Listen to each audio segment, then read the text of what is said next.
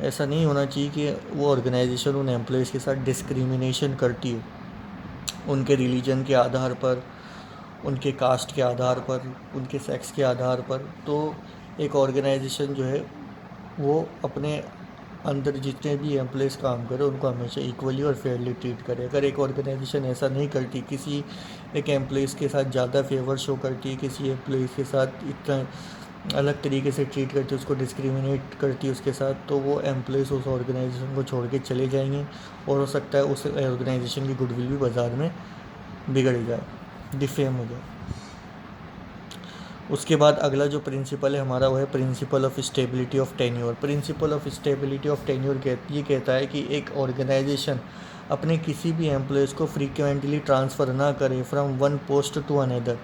यानी पहले आपने उसको 1 महीने आपने उसको सेल्स डिपार्टमेंट में रखा, फिर आपने उसको ट्रांसफ़र करके प्रोडक्शन डिपार्टमेंट में डाल दिया, फिर आपने उसको ट्रांसफ़र करके एचआर डिपार्टमेंट में डाल दिया। तो अगर एक ऑर्गेनाइजेशन ऐसा करती है, बार बार अपने किसी एम्प्लॉयज़ को फ्रीक्वेंटली ट्रांसफ़र करती है from one place to another place, तो इससे क्या होगा, उस वर्कर के अंदर या उस एम्प्लॉयज़ के अंदर स्पेशलाइजेशन नहीं आएगा। इसलिए क्या ऑर्गेनाइजेशन किसी भी अपने वर्कर्स को फ्रीक्वेंटली ट्रांसफ़र ना करे। अगर ऐसा करती है तो उसके अंदर, उस पर्सन के अंदर उसको काम करने की स्किल्स अच्छी तरीके से नहीं डेवलप हो पाएगी, जिससे कि वो अपने काम को एफिशिएंटली परफॉर्म नहीं कर पाएगा। इसलिए एक ऑर्गेनाइजेशन को फ्रीक्वेंटली किसी वर्कर को एक प्लेस से दूसरे प्लेस पर ट्रांसफ़र नहीं करना चाहिए। उसके बाद अगला जो प्रिंसिपल है हमारा वो है principle of centralisation and principle of decentralisation. Prince तो सबसे पहले हम यहाँ पर सेंट्रलाइजेशन का मतलब देखते हैं। सेंट्रलाइजेशन का मतलब होता है जहाँ पर डिसीजन लेने की पावर खाली टॉप लेवल के पास हो। डिसेंट्रलाइजेशन का मतलब क्या होता है, जहाँ पर डिसीजन लेने की पावर जो है हर एक लेवल के पास हो। तो हेनरी फ्यूल ये कहते हैं कि एक ऑर्गेनाइजेशन ना तो पूरी तरीके से सेंट्रलाइज्ड होनी चाहिए और ना ही पूरी तरीके से डिसेंट्रलाइज्ड होनी चाहिए।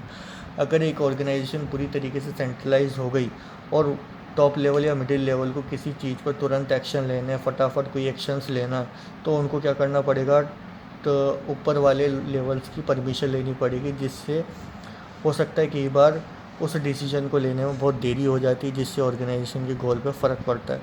उसी तरीके से अगर प्रिंसिपल ऑफ डिसेंट्रलाइजेशन होगा किसी ऑर्गेनाइजेशन में, यानी डिसीजन लेने की पावर हर लेवल के पास होगी, तो फिर हर लेवल्स जो है, हर पर्सनस जो है हर लेवल पे वो अपनी मनमानी करेंगे, वो जैसा चाहें वैसा डिसीजन लेंगे।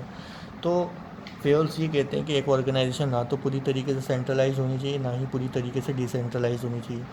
अगर कोई इंपॉर्टेंट जो मैटर है फाइनेंस से रिलेटेड वगैरह, तो वो ऐसे मैटर तो टॉप लेवल देखे, और जैसे कोई नॉन